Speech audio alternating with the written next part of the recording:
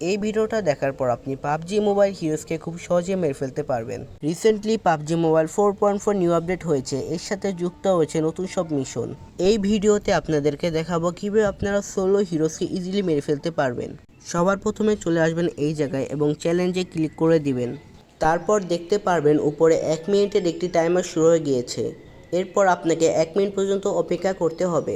1 minute timer শেষ হয়ে যাওয়ার পর আপনাকে এখানে লুট দেওয়া হবে।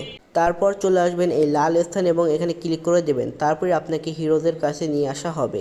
এরপর দেখতে পারবেন আপনার বাম পাশে একটি পিলার রয়েছে এবং এখানে সে কভার নেবেন। মনে রাখবেন, আপনি যদি হিরোদের সামনে থাকেন তাহলে সে আপনার গায়ে ড্যামেজ দিতে পারবে। এর কারণে সবসময় আপনাকে হিরোদের পিছন থেকে ফায়ার করতে হবে।